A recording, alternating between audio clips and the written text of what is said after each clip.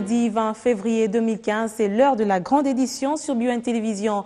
Madame, Messieurs, tout de suite, les titres de l'actualité. Première puissance économique en Europe, l'Allemagne est aussi un foyer mondial de rayonnement culturel. Elle décide ainsi de rouvrir l'Institut Goethe, son centre culturel à Kinshasa. Le déplacement du ministre allemand des Affaires étrangères en RDC valait bien la peine.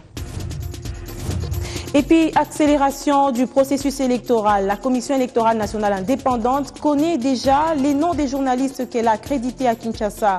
La centrale électorale a également pris du recul pour interpréter des réactions plus d'une semaine après la publication du calendrier électoral. À suivre également dans ce journal, il n'est resté plus qu'un siège pour que la Cour constitutionnelle s'installe et commence à travailler. C'est désormais chose faite. Le magistrat suprême a inauguré aujourd'hui le bâtiment où va fonctionner la haute juridiction aux côtés d'autres institutions judiciaires. L'événement s'est voulu grandiose et c'est le chef de l'État en personne qui s'est déplacé ce matin pour inaugurer le bâtiment qui va servir de siège pour la Cour constitutionnelle dans la commune de la Gombe. D'autres services, notamment le parquet, auprès de cette haute juridiction, fonctionneront dans des pièces connexes. Reportage Guilain Kabalundi et Fils Matundu. Symbolique, mais lourde de signification, la coupure de ces rubans. L'appareil judiciaire congolais se voit donc doté d'un nouveau palais de justice. Le site est mythique puisque réservé à la justice congolaise depuis l'époque coloniale. Outre le rez-de-chaussée, ce somptueux palais comporte 3 niveaux et est extrêmement équipé. Il abritera les principales institutions judiciaires ci-après. Primo, la Cour constitutionnelle, qui traitera principalement du contrôle de la constitutionnalité, des lois et du contentieux électoral. Secondo, le Conseil d'État, sommet des juridictions administratives, qui connaîtra essentiellement du contentieux administratif. Et tertio, la haute cour militaire. En plus de cette haute juridiction, l'édifice sera le siège du parquet général près la Cour constitutionnelle, du parquet général près le Conseil d'État. Il abritera également le Conseil supérieur de la magistrature, le Conseil de l'ordre du barreau de Kinshasa-Gombe et accueillera pendant quelques mois le cabinet du ministre de la Justice. L'Union européenne, partenaire à la RDC et dont la contribution globale à cette œuvre est évaluée à près de 5 millions d'euros, invite par ailleurs le peuple congolais à bâtir ainsi un état de droit fondé sur la démocratie et le respect des droits de l'homme. Je formule le vœu que cet ouvrage devienne un haut lieu de la justice, un symbole de la détermination du gouvernement et du peuple congolais à bâtir un État fort et uni, un État de droit fondé sur la démocratie et le respect des droits de l'homme, un État à même d'assurer la paix et la stabilité sur son territoire et dans toute la région. Le fondement d'une paix durable, l'accord-cadre d'Addis Abeba, a été signé voilà près de 2 ans. Après avoir gagné la guerre, il s'agit maintenant de gagner la paix, de respecter les engagements pris et de mettre en œuvre les mesures agréées. Après la séance des visites des locaux de cette bâtisse, le président de la République s'est immédiatement rendu à la station de captage d'eau de la Régie des eaux Ngaliema pour une autre cérémonie d'inauguration. Ça a été dit tout à l'heure, le président de la République s'est rendu ensuite pour une autre cérémonie d'inauguration, celle de l'usine de captage d'eau de Ngaliema. Financée par la coopération japonaise, la population pourra être désormais mieux servie en eau potable de la Régie des eaux. Je vous le disais à l'ouverture de cette édition, 8 jours après la publication du calendrier électoral global, la Commission électorale nationale indépendante a procédé aujourd'hui à une évaluation au vu des réactions exprimées de part et d'autre, en même temps qu'elle a accrédité des journalistes de la capitale et jeté un regard sur le séminaire des secrétaires exécutifs provinciaux. Reportage Bibi Chungoua. Devoir de redevabilité oblige, le rapporteur de la Commission électorale nationale indépendante était face à la presse ce vendredi pour des échanges sur l'évolution du chronogramme électoral. La publication du calendrier électoral global, l'accréditation des journalistes ont fait partie des points abordés. Il s'agit de 359 journalistes accrédités.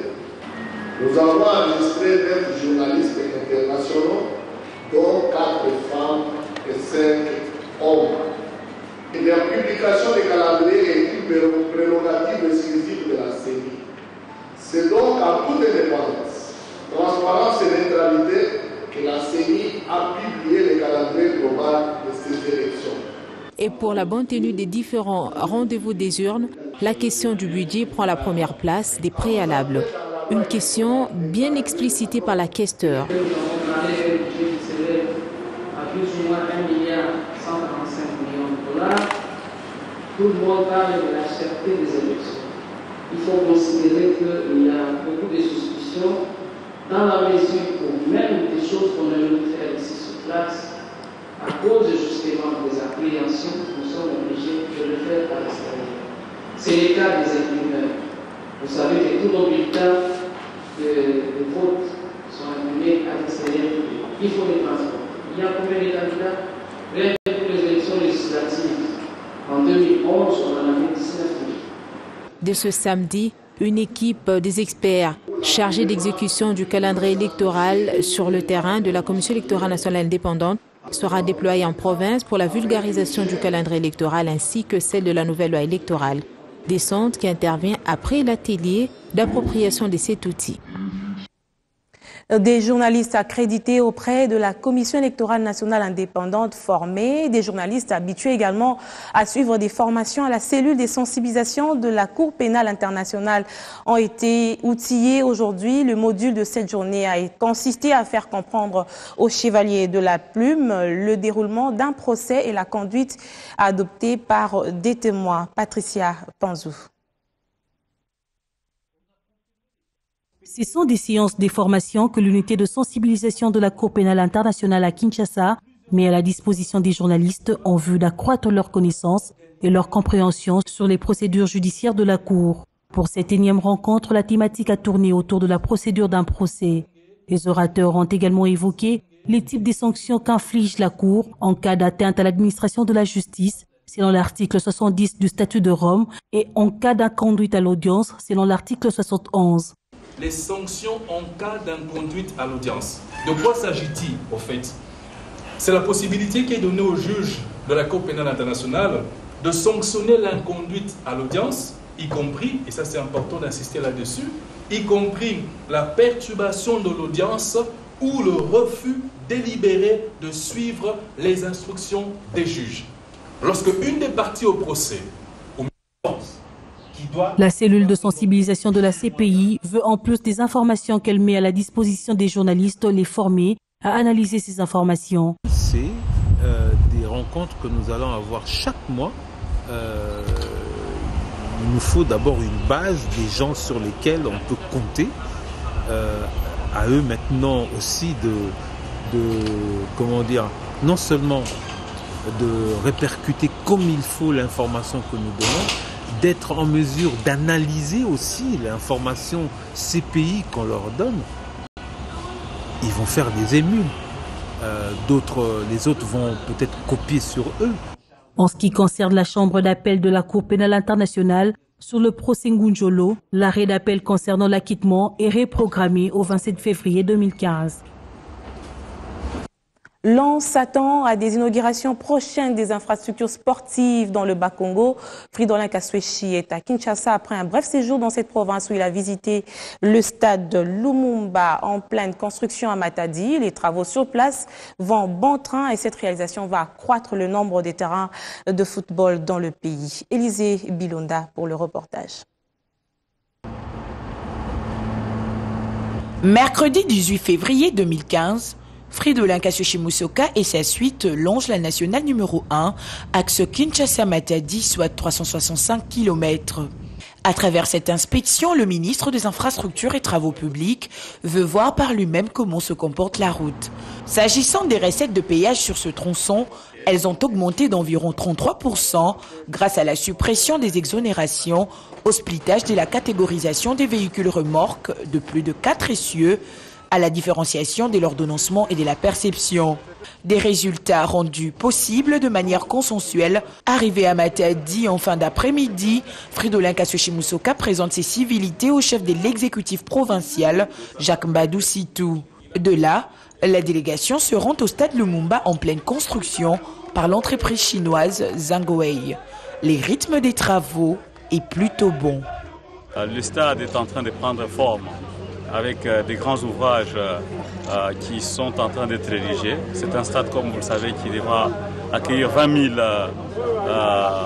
spectateurs avec des places assises, donc un peu plus pour ceux qui seront amenés à être debout. C'est parmi les grandes promesses que le chef de l'État a faites à la population du Bas-Congo et particulièrement à la jeunesse, qu'il faut occuper de manière saine. Et donc là, nous devons sincèrement féliciter le gouvernement provincial pour son leadership sur ces projets. Pour le gouverneur du Bas-Congo, ce joyau a une signification particulière. Nous sommes au service du chef de l'État, au service de la population. Donc tout ce que le chef prévoit pour la population ne peut être que matérialisé par ses collaborateurs que nous sommes. Donc mes sentiments sont des sentiments de détermination pour que ces projets soient inaugurés. Le stade moderne Lumumba du Bas-Congo, une fois terminé, fera certainement partie des plus beaux et grands stades de la République démocratique du Congo. Sachez que le ministre des Infrastructures rassure par ailleurs que le tronçon routier Matadi-Boma-Mwanda sera bientôt réhabilité, ce à la grande satisfaction des usagers et des autres personnes, car c'est l'une des voies importantes des exportations et importations de la République démocratique du Congo. Encore une fois, Élisée Bilonda. Les 135 km de la nationale numéro 1, segment Matadi-Boma, seront pris en charge dans un avenir proche par l'entreprise chinoise Krexet et son sous-traitant Fotigat. Et bien avant les débuts de ces travaux de grande envergure, les ministres des Infrastructures et Travaux publics a effectué le jeudi 19 février 2015 une inspection sur cet axe.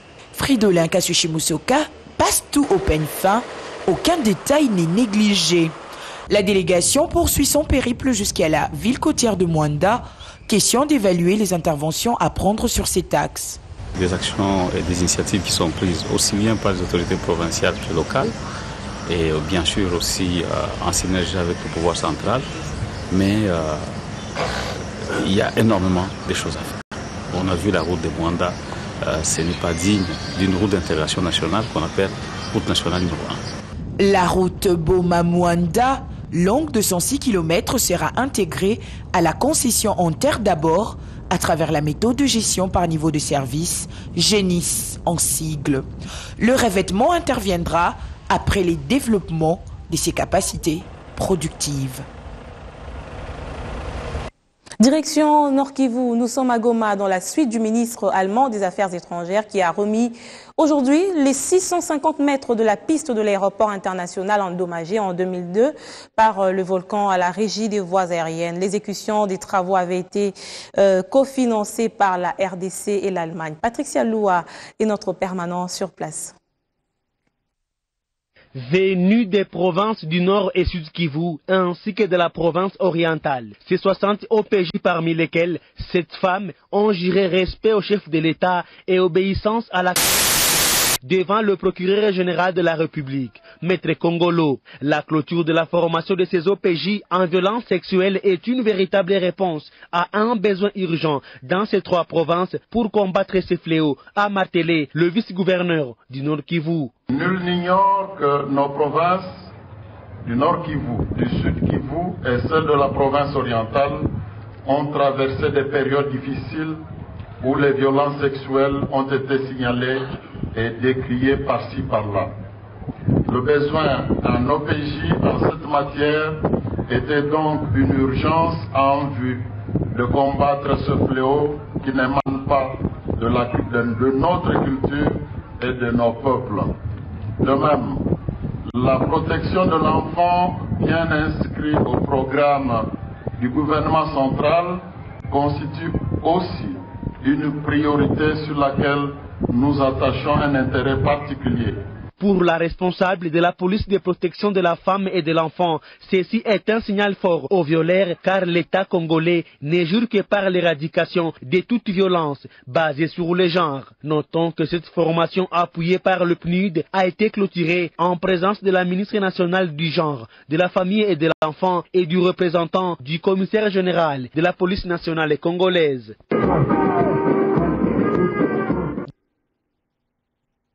Vous avez donc compris avec moi qu'il s'agissait là de la clôture de la formation des policiers dans le Nord Kivu. Toujours dans cette province, l'on dénombre un mort et 10 personnes enlevées dans le territoire de Béni suite à l'attaque attribuée à des inconnus. Les forces vives du territoire sollicitent un déploiement rapide de l'armée nationale. Erika Smissi. Elles sont au nombre de 10 les personnes qui ont été amenées dans une destination inconnue par des hommes porteurs d'armes à feu. Les faits se passent au secteur de Béni-Mbaou, en territoire de Béni, précisément à Moukouka, Kangwaïs, qui est dans les grands noms de la province Nord Kivu. Les assaillants ont tué un homme avant d'emporter les autres avec eux. Les victimes du rapt sont tous habitants de la localité de Baou. En quoi, le chef du secteur de Béni-Mbaou, les victimes ont été enlevées pendant qu'elles étaient en cours de route en provenance de leurs champs respectifs. Parmi les victimes figurent les hommes, les femmes et les enfants. Selon les sources concordantes contactées dans la région, ces sources attribuent ces nouveaux cas d'enlèvement au rebelle ougandais ADF, très hostile à la population civile.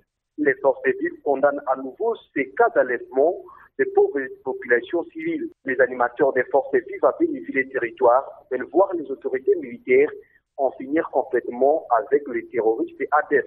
Rappelons que 50 agriculteurs de Mayangosé, une zone en conflit entre l'UCSN et la population, ont été enlevés la semaine dernière. Poursuite de la course vers l'industrialisation, le projet de la cimenterie de la province orientale vient de connaître un coup de pouce avec la mission d'inspection effectuée sur les lieux par le ministre de l'Industrie. L'on espère voir la matérialisation de ce projet qui fait couler encre et salive. Une gigantesque cimenterie à Kisangani, ce projet reste une grande préoccupation pour le gouvernement Matata. La descente du ministre de l'Industrie au chef-lieu de la province orientale, accueillie par la ministre provinciale de l'EPSP et rejoint par le gouverneur Bamanissa revenant de Bunia, tient à éclaircir toute l'eau qui a coulé sous le pont concernant l'installation de la cimenterie de la province orientale Sipor. Nous sommes venus avec une équipe pluridisciplinaire pour faire un état des lieux de la situation, voir quels sont les obstacles majeurs auxquels nous aurons à faire face jusqu'à l'aboutissement de ce projet. Nous savons qu'à ce stade, il y a une problématique d'accès au site, une problématique avec le pont d'Alubouya, une autre problématique sur les infrastructures d'accueil du matériel, mais aussi une problématique qui est essentielle et je l'ai citée avant toutes les autres, c'est la fourniture énergétique capable d'alimenter une cimenterie de cette nature. Donc nous sommes là pour faire un travail scientifique, minutieux, ramener un rapport circonstancié pour déterminer un chronogramme avec des étapes pour dire au gouvernement, voilà ce qu'il faut faire. Sans attendre au gouvernorat. Le chef de l'exécutif provincial Jean Bamanissa ainsi que le ministre du Travail, le conseiller principal à la primature, le DIRCAB du ministre du Plan et la commission de suivi de la cimenterie de la province orientale Sipor, tous autour du ministre de l'Industrie, ont été conviés à une séance de travail. Une réunion qui a permis à Germain Kambinga de cerner tous les contours de la nécessité de redynamiser ce projet pour sa matérialisation. C'est dans la soirée qu'un dîner a été offert à l'honneur du ministre par son hôte qui pense que le projet Sipor va aboutir avec la détermination du ministre de l'Industrie. Retour à Kinshasa pour d'autres visites dans les usines et cette fois-ci, c'est le ministre de l'Environnement et Développement durable qui est descendu à Marsavco et Camplast pour voir si les chaînes de production du savon et des matériels répondent aux exigences de protection de l'environnement. Première étape de la visite du ministre de l'Environnement et Développement durable, la margarinerie et savonnerie du Congo Marsavco. Dans cette industrie, Bienvenu Lyota est venu se rendre compte de l'application par Marsavco des normes environnementales dans sa chaîne de production. L'environnement, d'abord, c'est une priorité pour nous. Une priorité, on l'a érigée, on lui donne beaucoup d'importance parce qu'on a ce qu'on appelle un comité de gestion de l'environnement, de la santé et puis de l'hygiène sur le site. Tous les mois, une réunion de revue des paramètres d'environnement pour nous permettre de nous assurer que nous sommes dans les normes. Après une visite dans les usines, Bienvenue Liota se dit satisfait. Pour moi, je suis content à suivre la présentation que vous avez faite tout à l'heure, d'une manière claire et simplifiée. Je me réjouis d'une chose parce que l'environnement fait partie de vos priorités. Ça fait partie de vos priorités et moi, ça me réjouit parce que vous savez, en tant qu'usine industrielle, si vous ne prenez pas en compte les normes environnementales, les dégâts peuvent être nombreux. À l'étape de la société qu'on place dans la commune de Limété, c'est la même motivation qui anime le ministre de l'Environnement et Développement durable. Cette entreprise qui fabrique des mousses et ses dérivés vient d'engager une expertise extérieure pour contrôler l'application des normes environnementales dans sa chaîne de production. Le changement climatique concerne tout le monde et Bienvenue Liota a demandé à ces entreprises de s'y impliquer davantage. Des personnes vivant avec handicap, des communes de Kimbantseke et de Ndjili seront sensibilisées très bientôt sur la lutte contre les violences sexuelles faites aux femmes et aux jeunes filles malentendantes. À travers cette action, le Centre de production des programmes et support des sensibilisations des sourds veut procéder à la prévention de ce fléau auprès des personnes vulnérables et concernées. Au regard de leur handicap, les personnes sourdes et malentendantes ont plus le droit d'être informées et formées sur la lutte contre les violences sexuelles faites aux femmes. Conscient de sa responsabilité, le Centre de production des programmes et des supports de sensibilisation des sourds veut atteindre cet objectif à travers la campagne de sensibilisation qu'il vient de lancer en vue de prévenir et de lutter contre ces fléaux dont sont victimes les personnes vivant avec handicap. Dans la communauté sourde, il y a beaucoup d'hommes et de femmes qui tombent dans le coup de ces actes-là sans pour autant les connaître, sans pour autant les savoir. Et s'il faut vraiment aller en justice, vous verrez que beaucoup parmi eux seront condamnés. On veut que le sourd comprenne c'est quoi les violences sexuelles et quels sont les actes qui sont réprimés en tant que tels, mais aussi que toute la population comprenne que la fille sourde est victime de violences sexuelles et qu'il faut que ça cesse pour que les conséquences ne suivent pas. Bien avant le lancement de cette campagne, une vingtaine de PVH a été outillée durant 4 jours à un séminaire de renforcement des capacités en matière de violences sexuelles pour qu'enfin, sur le terrain, elles sachent mieux sensibiliser les autres PVH.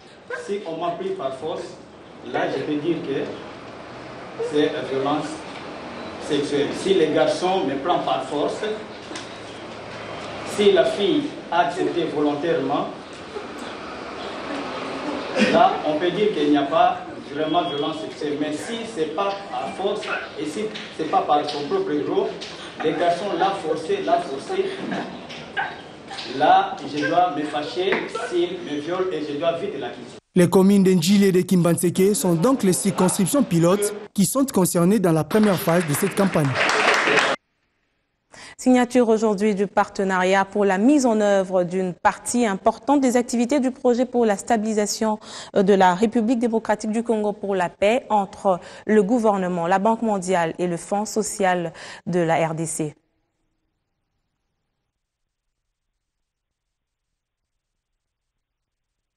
Dans le cadre du projet pour la stabilisation de l'Est de la RDC pour la paix, le Fonds social de la République vient de signer des contrats avec 4 ONG nationales devant effectuer des activités de prévention et de gestion des conflits dans le Nord Kivu, le Sud Kivu et une bonne partie de la province orientale au travers des zones prioritaires ciblées. Pour un montant total de 1 355 620 $, ce projet va contribuer à la réduction des risques des conflits et à la promotion de la coexistence pacifique. D'un second préalable majeur qui consiste à signer les contrats avec les partenaires qui vont nous accompagner dans la mise en œuvre des activités liées à la prévention et à la gestion des conflits. Dans les mois qui suivent, les partenaires vont se déployer sur base d'un plan de travail qu'ils vont nous proposer. Et à ce moment-là, les activités qui visent la gestion et la prévention des conflits vont démarrer effectivement au bénéfice des populations de l'Est.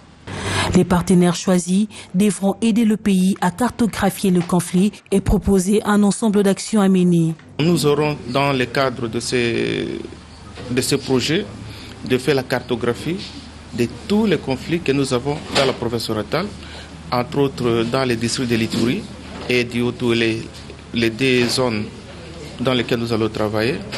Après avoir fait la cartographie, nous allons voir comment faire des propositions pour les différents conflits que nous aurons analysés. À noter que ce processus de passation de marché n'a pas été fructueux pour deux zones, à savoir Goma-Rutshuru-Nyiragongo et Beni-Butembo-Lubero. Le Fonds social dit avoir des contacts avec la Banque mondiale pour lever une option appropriée, devant permettre la contractualisation pour ces zones. Célébration du 40e anniversaire de l'église Bima sous le signe d'entente entre le visionneur apôtre Casimir Bolia et les fidèles venus des 620 paroisses vers le monde. À l'occasion, un bâtiment en rénovation a été visité par le conseiller spécial du chef de l'État en matière d'infrastructure.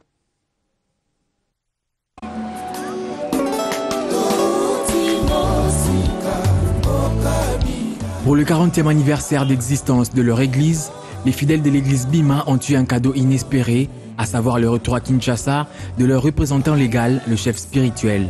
À cette manifestation officielle de ce 18 février 2015, comme chaque année, l'église invite les partenaires de tous genres, les confessions religieuses amies et les officiels. Et il n'y a pas que l'église que nous voyons, il y a les écoles, il y a les centres de santé. Et l'église est aussi présente à travers les provinces. Chaque dimanche, il y a 3000 fidèles dans cette église. Ça fait 3000 fidèles, 3000 familles congolaises. Dans ces familles, vous ne compterez pas de Koulouna. Vous ne compterez pas de Chegué. C'est un instrument qu'il faut soutenir pour consolider la paix. On peut dire que c'est parmi le patrimoine du Congo. C'est parmi ce que nous avons en propre. Les fidèles sont venus des 620 paroisses disséminées dans le monde entier, sur les 5 continents, comme les enfants d'Israël dans la Bible. Nous demandons tout simplement... Nous allons nous dire au revoir en douceur en suivant ces belles mélodies jouées à l'occasion de la réouverture de l'Institut Goethe, le centre culturel allemand fermé depuis des années suite au soubresaut dû aux transitions politiques. C'est le même ministre Frank-Walter Steinmeier et son collègue congolais de la culture et art qui ont co-présidé la cérémonie d'inauguration de ce centre. Après plus de 20 ans d'interruption, Goethe Institut relance une nouvelle coopération culturelle entre l'Allemagne et la République démocratique du Congo. En présence de l'ambassadeur de France, du ministre congolais de la Culture et des Arts, du ministre allemand des Affaires étrangères, du président du Goethe Institut et de plusieurs autres personnalités. Un parterre très important pour justifier l'objectif de promouvoir et d'accompagner les deux cultures à l'échelle d'Afrique et du monde. Je préfère largement les journées de réouverture d'un Goethe Institut aux jours où on a été obligé de fermer. Je souhaite donc la bienvenue à la fanfare Masolo. La fanfare Masolo, c'est un groupe de musique qui a été bien choisi parce qu'on m'a dit que Masolo en lingala, cela signifie récit, dialogue, communication. Donc il n'y a, à mon avis, pas de devise mieux trouvée pour caractériser cette occasion qui nous réunit. Merci de nous suivre également sur notre site internet www.bone-tv.com. À demain.